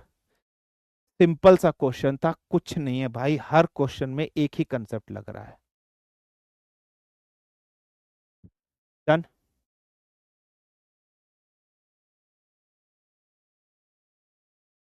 हर क्वेश्चन में एक ही कंसेप्ट लग रहा है, नहीं लग रहा है?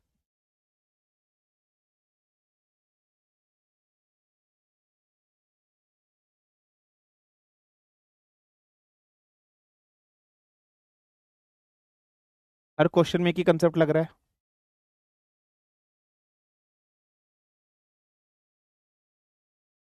हाँ। अब मैं आपको एक ट्रिक बताता हूँ, ठीक है? अब मैं आपको एक शॉर्ट ट्रिक बताता हूँ।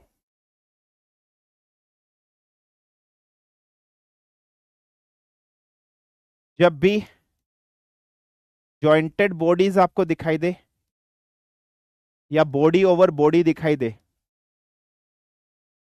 बॉडी ओवर बॉडी जब भी आपको दिखाई दे, जॉइंटेड बॉडी या बॉडी ओवर बॉडी जब भी आपको दिखाई दे, तो आप एस सोल्यूशन चुपचाप लिख देना, एफ नेट, और जितना भी मास है m1 प्लस m2, जितने भी मास आपको गिवन है, इस तरीके से सबको ऐड कर देना, सबको ऐड कर देना, सबको ऐड कर देना। तो यहां से ए की वैल्यू क्या आ गई है? F net. F net force कितनी थी? एफ नेट फोर्स एफ ही थी, एफ थी। कितनी बॉडी थी? दो थी, तो m1 प्लस m2 डायरेक्ट आ गया। ये हमेशा याद रख लेना, ये हमेशा याद रख लेना, ये हमेशा याद रख लेना। जब भी जॉइंटेड बॉडीज आपको मिल जाए तो ये शॉर्ट ट्रिक क्या रख लेना, एसेलेशन की वैल्यू जगह F net upon total masses जितना भी होगा। तो टोटल मास एफ था, फोर्थ एफ था, दो मास थे m1 plus m2, dates of, आप इस तरह से लिख देना बेटा। ठीक है? क्लियर है? बाकी आपको एन डैश, इन दोनों बॉडी के बीच में एन डैश तो आपको निकालना ही था। वो तो आप कैसे निकालते? क्योंकि इस बॉडी पर फ्री बॉडी डायग्राम बना था, एन डैश निकालने के लिए तो फ्री बॉडी डायग्राम बनाने पड़ता है। एन डैश इसके ए के बराबर होता है, तो N dash M two dot a है, ए की वैल्यू आपको पता थी, ये वैल्यू यहाँ पुट कर ली, ये यहाँ पुट कर ली, तो एम टू डॉट एफ ये आ गया। ए की वैल्यू यहाँ पुट कर, यहाँ से आ गई। ठीक है बेटा? क्लियर है? Fine? Is it fine, is it clear, कोई प्रॉब्लम, कोई समस्या, कोई दिक्कत, फटाफट से मुझे बताइए। ठीक है? क्लियर है? डन है बेटा?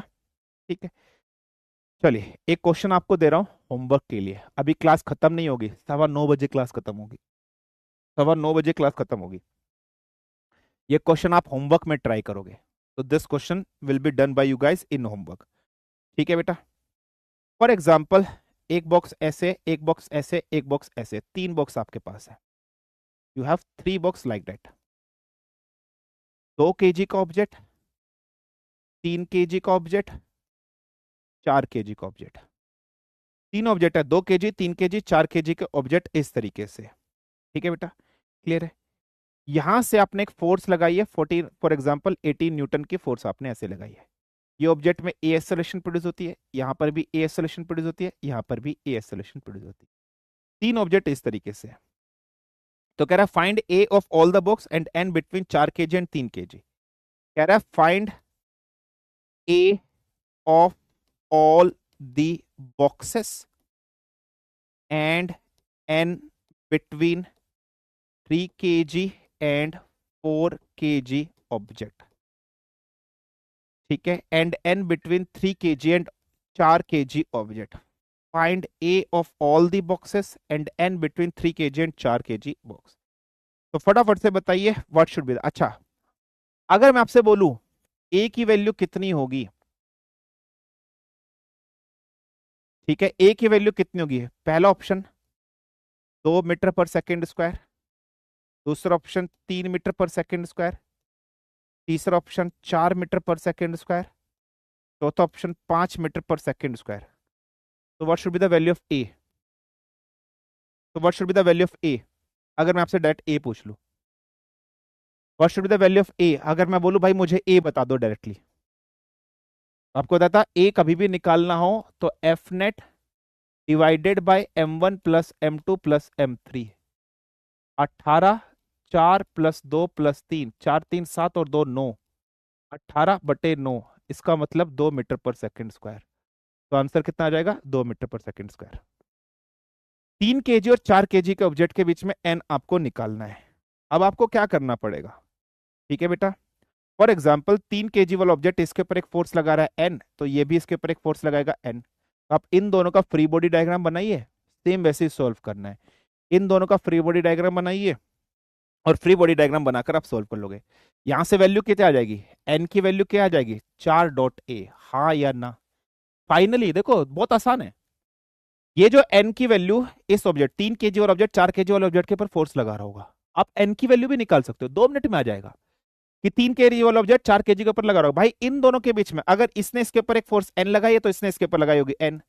फाइनली 4 kg वाला जो ऑब्जेक्ट होगा इसके ऊपर एक 4 मल्टीप्लाई बाई जी नीचे की तरफ लगेगा, एक नॉर्मल रिएक्शन N1 ऊपर की तरफ लगेगा और एक इधर को ये वाला N लगेगा और फाइनली ये ऑब्जेक्ट ए में मूव कर रहा है। तो इस N की वैल्यू 4 kg मल्टीप्लाई बाई ए, ये हो जाएगा। ए की वैल्यू कितनी आई थी, ए की वैल्यू 2 आई थी, तो N की वैल्यू यहां से कितनी आ जाएगी, फटाफट से मुझे बताइए, 8। तो N की वैल्यू कितनी हो गई, 8। खत्म, 1 मिनट के अंदर क्वेश्चन सॉल्व हुआ ना। N की वैल्यू क्या आ गई, 8। बाकी सबको भूल जाओ, बाकी सबका फ्री बॉडी डायग्राम बनाना ही नहीं है, खत्म, 2 मिनट के अंदर क्वेश्चन सॉल्व हो गया।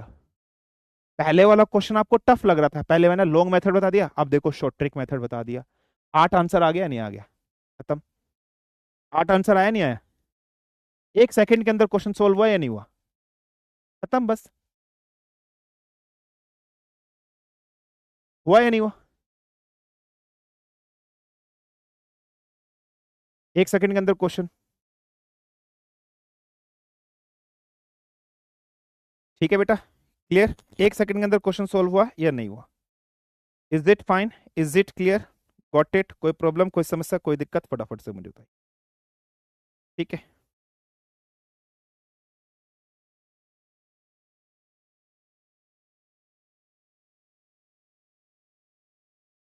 ठीक है,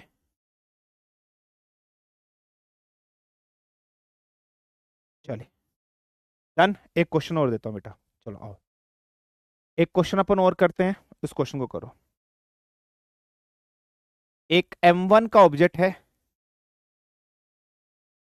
दोनों को स्ट्रिंग से टाइड कर रखा है, इधर M2 का ऑब्जेक्ट है, M1 ऑब्जेक्ट और M2 ऑब्जेक्ट, ठीक है बेटा, ऐसे है, ठीक है, इस तरीके से, क्लियर है। इस ऑब्जेक्ट पर फोर्स इस डायरेक्शन में लग रही है, इसका मतलब इस ऑब्जेक्ट में भी एक्सेलरेशन इस डायरेक्शन में होगा, इस ऑब्जेक्ट पर भी एक्सेलरेशन इस डायरेक्शन में होगा, ठीक है बेटा, इस ऑब्जेक्ट पर भी एक्सेलरेशन इस डायरेक्शन में होगा, इस ऑब्जेक्ट में भी एक्सेलरेशन इस डायरेक्शन में होगा। तो कह रहा है फाइंड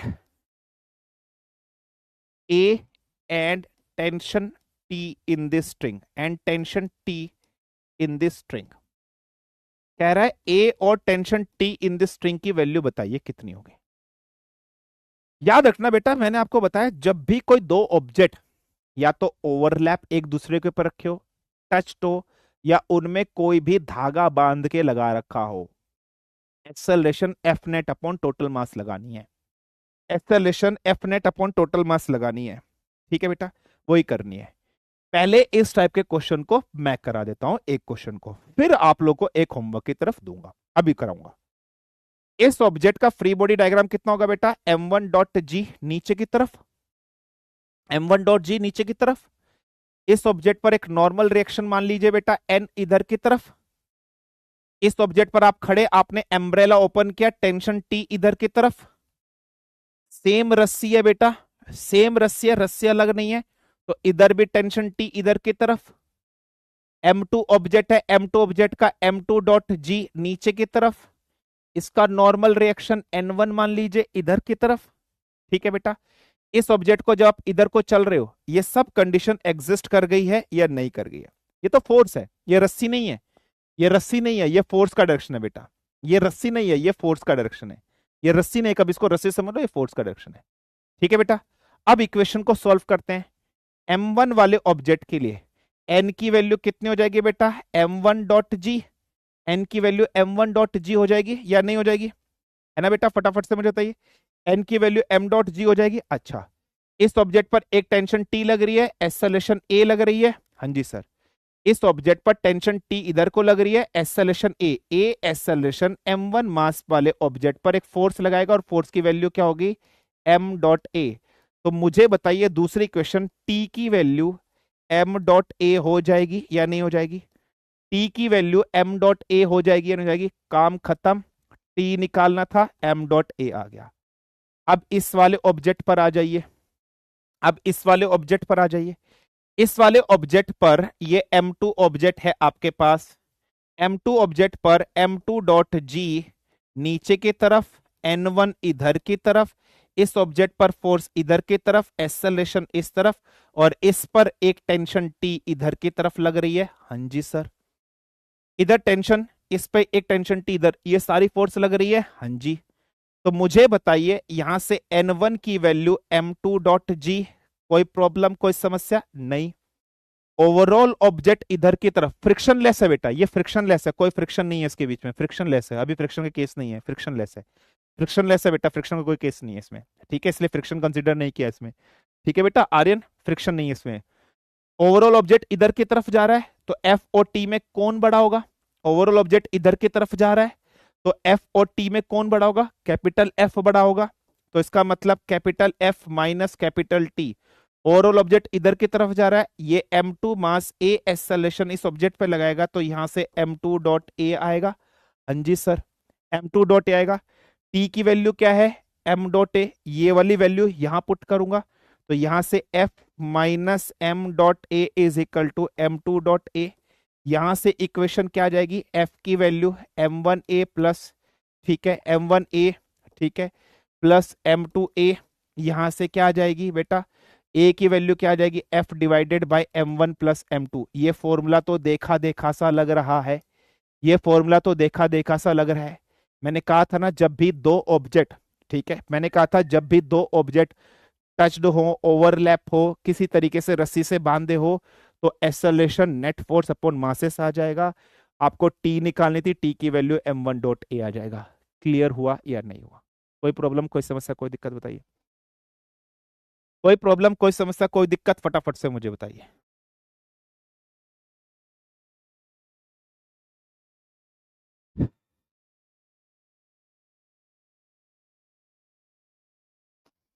यार माला त्रय कच्छी समझ नहीं आए, भार्गवा, समझने के लिए दिमाग चाहिए बा, खपड़ी चाहिए बा, खपड़ी नहीं होगा बात तक समझ में नहीं आए बा। इतना पढ़ा रहे हैं, इतना दिमाग लगा रहे हैं, अपना भेजा निकाल रहे हैं, अपना फेफड़ा निकाल रहे हैं, फिर भी समझ में नहीं आ रहा। बेटा सो जाओ, अब सो जाओ बेटा तुम। पुली भी कराएंगे, ठीक है, पुली भी कराएंगे। एक क्वेश्चन और देता हूं आप लोगों को, ठीक है। तो T is equal to m1 dot a कैसे आया? T is equal to, T object पर ए एक्सेलरेशन, ये ए एक्सेलरेशन से इधर को मूव कर रहा है। इस ऑब्जेक्ट को अगर इधर को मूव कर रहा है, तो ये टेंशन ही तो मूव करा रही होगी। टेंशन क्या होती है, फोर्स ही तो होती है। ये टेंशन ए एक्सेलरेशन m1 मास पर m1 dot a is equal to T, इधर से पिछले क्वेश्चन की तरह, ठीक है। चलिए एक क्वेश्चन आपके सामने दे रहा हूं, 2 kg 1 kg 3 kg के ऑब्जेक्ट है, ठीक है, 2 kg 1 kg 3 kg का ऑब्जेक्ट है। 2 kg रस्सी से बंधा है, 1 kg रस्सी से बंधा है, 3 kg का ऑब्जेक्ट है, इस पर ओवरऑल फोर्स 6 न्यूटन की लग रही है। ये भी ए एक्सेलरेशन से इधर को मूव कर रहा है, ये भी ए एक्सेलरेशन से इधर को मूव कर रहा है, ये भी ए एक्सेलरेशन से इधर को मूव कर रहा है। 2 kg 1 kg 3 kg के तीन ऑब्जेक्ट है, तीनों को रस्सी से बांधे हुए हैं, इस तरीके से मूव कर रहा है। आपको फाइंड करनी है T1 और T2 की वैल्यू, और ठीक है, सो what should be the value of T1 T2, ठीक है, तो what should be the value of T1 and T2, फटाफट से मुझे बताइए, ठीक है। तो T1 and T2, T1 and T2 की वैल्यू बताइए। फॉर एग्जांपल T1 ऐसे है, T2 ऐसे है, तो T1 एंड T2 की वैल्यू बताइए। What should be the value of T1 and T2, ठीक है, फटाफट से बताइए T1 एंड T2 की वैल्यू क्या होगी। ऑप्शन दे रहा हूँ, 2a एंड 3a, दूसरा ऑप्शन दे रहा हूँ 3a एंड 2a, तीसरा ऑप्शन दे रहा हूँ 4a एंड 5a, चौथा ऑप्शन दे रहा हूँ 5a एंड 4a। फटाफट से बताइए।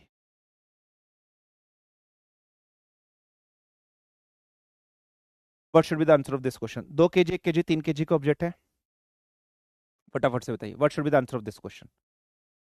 पोल करिए, 45 सेकंड का टाइम दे रहा हूँ, फटाफट से आंसर बताइए। पोल करिए, 45 सेकंड का टाइम दे रहा हूँ।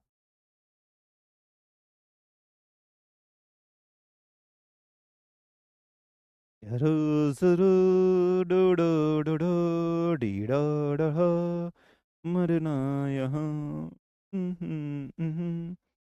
जाना कहाँ, यहाँ, मरना यहाँ, ये सिवा जाना कहाँ। आंसर तुम इस क्वेश्चन का मुझे है दे दो मेरे बच्चों। हाँ यहाँ, मरना यहाँ, इस क्वेश्चन का तुम आंसर दे दो। आंसर तुम मुझे इस क्वेश्चन का दे दो, सारे के सारे फटाफट। ओहो आहा, इहू इहा, आहा आहा, इहू इहा। चलो आओ, let's try to solve out this question. ठीक है,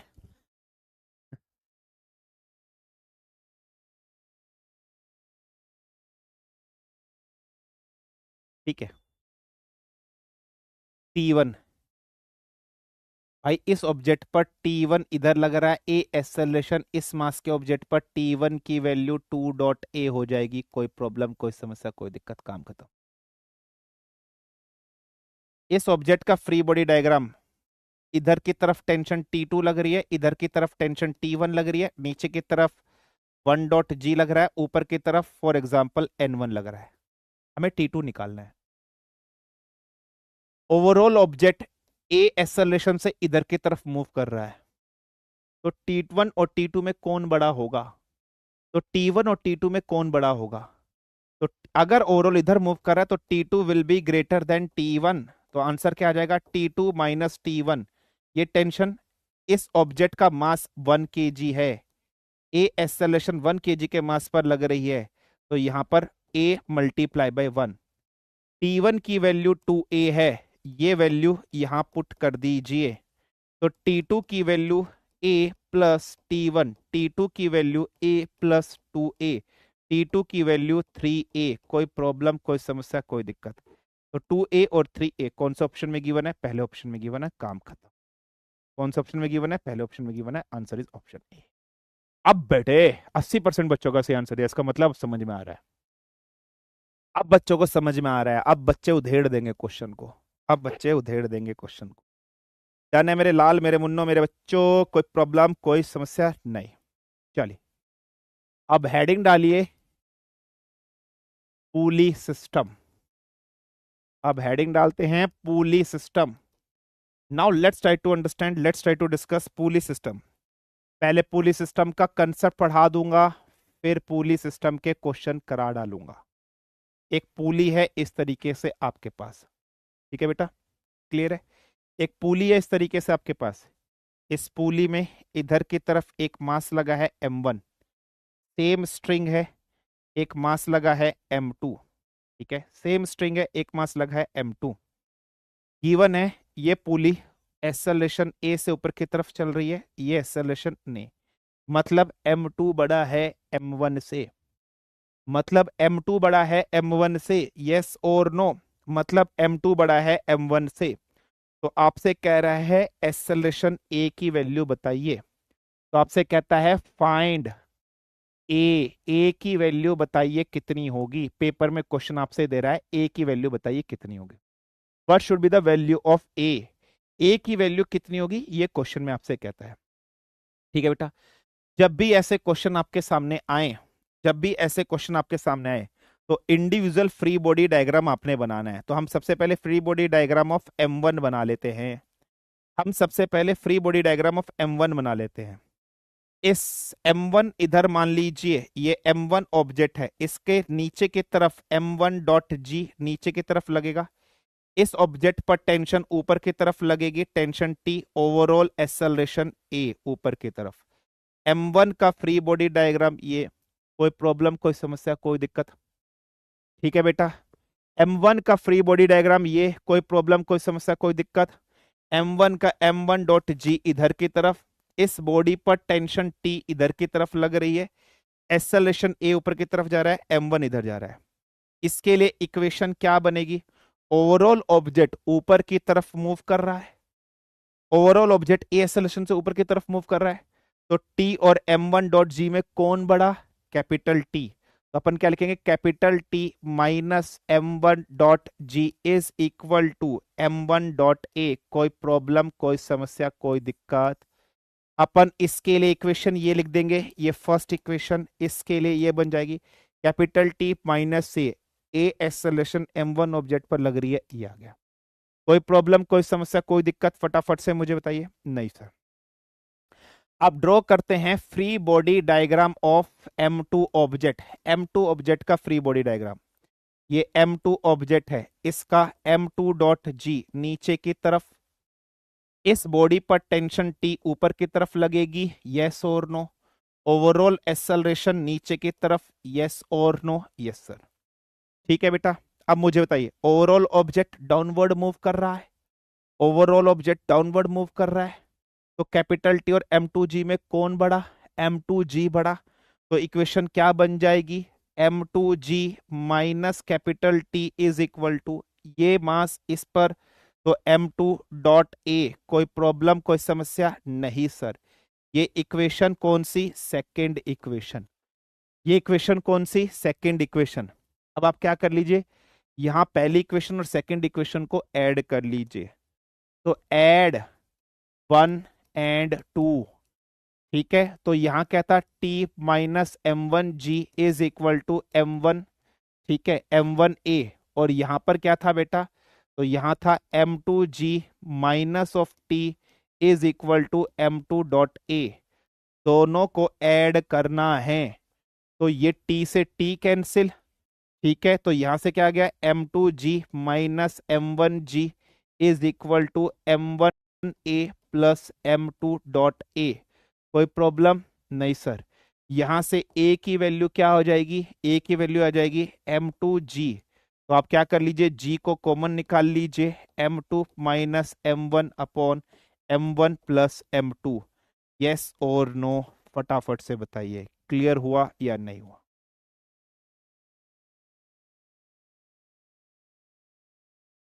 is there any problem, any समस्या, एनी दिक्कत to anybody of you? Please do let me know. तो M2 minus M1 into g divided by M1 plus M2 net force. क्या ये formula यही है या नहीं है? F net upon M1 plus M2, क्या ये यही फॉर्मूला है या नहीं है? शॉर्ट ट्रिक भी है इसका। इतना ना करना चाहो तो शॉर्ट ट्रिक निकाल लो, इतना ना करना चाहो तो शॉर्ट ट्रिक इसकी यही है। सर कैसे शॉर्ट ट्रिक ये है? भाई अब देखो शॉर्ट ट्रिक कैसे। ये दो ऑब्जेक्ट हैं, ये दो ऑब्जेक्ट हैं, अगर ये ऑब्जेक्ट नीचे की तरफ चल रहा है, इसका मतलब M1 और M2 में से कौन भारी है? M2 भारी है, M2 भारी है, तो M2 पर फोर्स कितनी लगेगी? M2 dot G. M1 पर कितनी लगेगी? M1 dot G.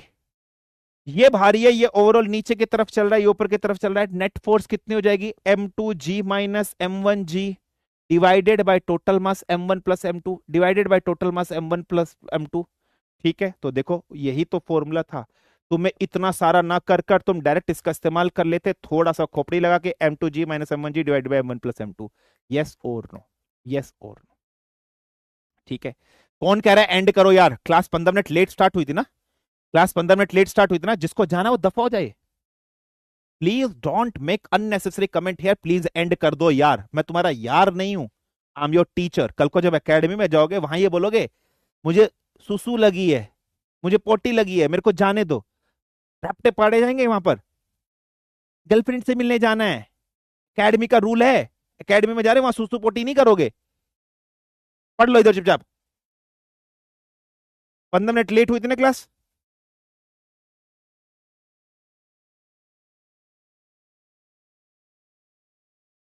ठीक है, डन है बेटा। चलिए क्वेश्चन दे रहा हूं, अब बताओ। इस क्वेश्चन का आंसर मुंह जबानी आना चाहिए, क्वेश्चन का आंसर मुंह जबानी आना चाहिए। ठीक है, चलिए आंसर बताइए फटाफट, आंसर बताना। डा डा डा डा डा डा डा डा ला ला ला ला ला ए ला ऑब्जेक्ट 5 ग्राम का, ठीक है, क्लियर है। सॉरी 5 ग्राम कह रहा हूँ, 5 kg, 5 kg का एक ऑब्जेक्ट है, सेम रस्सी से एक ऑब्जेक्ट और कनेक्ट है, ठीक है। 2 kg का एक ऑब्जेक्ट है और 4 kg का एक ऑब्जेक्ट है। ओवरऑल एक्सेलरेशन ए इधर की तरफ, इसमें ओवरऑल एक्सेलरेशन ए नीचे की तरफ, ठीक है। इसमें ओवरऑल एक्सेलरेशन ए ऊपर की तरफ, इसमें ओवरऑल ए एक्सेलरेशन नीचे की तरफ, पुली पी है। आपसे कह रहा है फाइंड फाइंड ए, ए की वैल्यू बताइए कितनी होगी। ऑप्शन दे रहा हूं, G/11, G/9, G/5, none of the above. ये जी है, फटाफट से बताइए what should be the answer of this question. 45 second में आंसर आना चाहिए, 45 सेकंड में आंसर बताना आना चाहिए।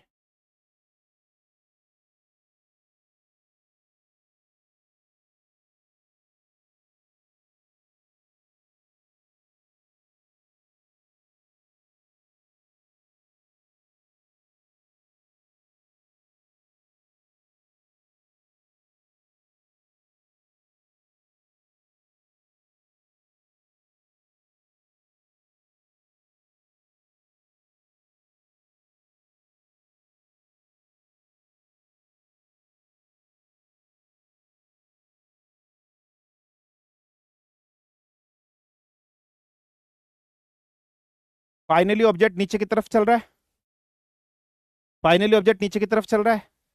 4 kg और 2 kg का मास कितना हो जाएगा, 6 kg। नेट फोर्स कितनी हो जाएगी, 6.g। नीचे की तरफ नेट फोर्स कितनी लग जाएगी, 6.g। इसके वजह से फोर्स कितनी लग जाएगी, 5.g। एक्सेलरेशन का फॉर्मूला क्या होता है, F net upon m1 plus m2, 2 object, plus m3, 3 object लगे। एफ नेट, ओवरऑल ऑब्जेक्ट नीचे की तरफ चल रहा है, तो 6g minus 5g upon 4+2+5, 4+2+5, 6-5g, जी 5 2 5 4 9, 9 2 11, G/11, G/11 कौन से ऑप्शन में है, पहले ऑप्शन में। G/11 कौन से ऑप्शन में, पहले ऑप्शन में, आंसर ए। शॉर्ट ट्रिक भी देखो कितना काम किया। क्लियर है, क्लियर है, क्लियर है बेटा। एनी प्रॉब्लम, एनी समस्या, एनी दिक्कत to anybody of you, please do let me know, please do let me know, please do let me know. No no no. हाँ जी, हाँ जी, हाँ जी।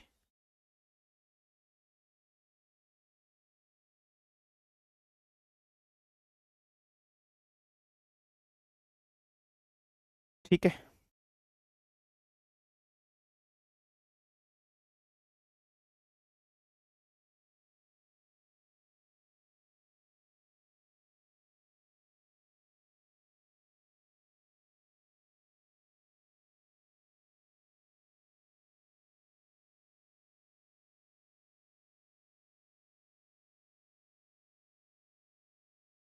ठीक है।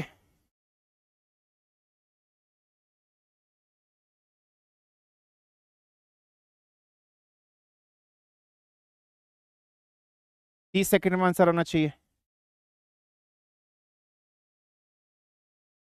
What will the value of g, JEE paper में जो भी गिवन होगी 10 मीटर पर सेकंड स्क्वायर होती है, 9.8 मीटर पर सेकंड स्क्वायर होती है गधे। What would the value of g, acceleration due to gravity. तो रिटर्न क्वेश्चन लायक करो, ठीक है बेटा।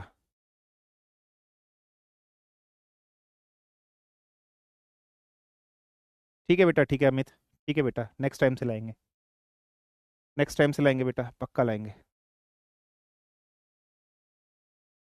बस खत्म कर रहा हूँ, लास्ट क्वेश्चन है बेटा, खत्म कर रहा हूँ, बस लास्ट क्वेश्चन है, खत्म कर रहा हूँ, बस लास्ट क्वेश्चन है। मैंने कोई एक्स्ट्रा नहीं पढ़ाया, 15 मिनट क्लास लेट स्टार्ट हुई थी, 15 मिनट पहले खत्म नहीं करेंगे।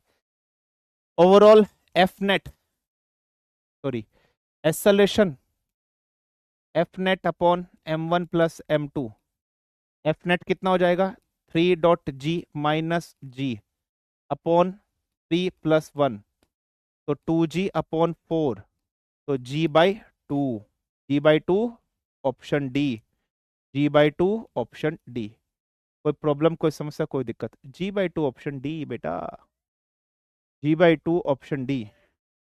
ठीक है, तो g/2 कौन से ऑप्शन में था? ऑप्शन नंबर डी में था। क्लियर है? फाइन है? ठीक है, g/2 ऑप्शन डी में था। चलिए फाइन। तो देखो मैंने पुली के क्वेश्चन करा दिए, जॉइंटेड बॉडीज के क्वेश्चन करा दिए। ठीक है बेटा, और भी बहुत सारे क्वेश्चन करा दिए न्यूटन लॉ से। ऐसे अब मैं फ्रिक्शन वाला चैप्टर पढ़ाऊंगा संडे वनडे वाले दिन, और प्रोजेक्टाइल मोशन का जो बचा हुआ है, सर्कुलर मोशन का जो बचा हुआ है, वो संडे वाले दिन कवर कराएंगे। पुली कंप्लीट हो गया। ठीक है, जॉइंटेड बॉडीज हो गया। क्लियर है बेटा? डिफरेंट स्ट्रिंग होगी तो वो आपके पेपर में नहीं आएंगे, डिफरेंट स्ट्रिंग वाले क्वेश्चन आपके पेपर में नहीं आएंगे। ठीक है, फाइन है। चलिए, तो this is been all from my side for the today's class. खुश रहिए, जहाँ रहिए, मस्त रहिए, बढ़िया रहिए।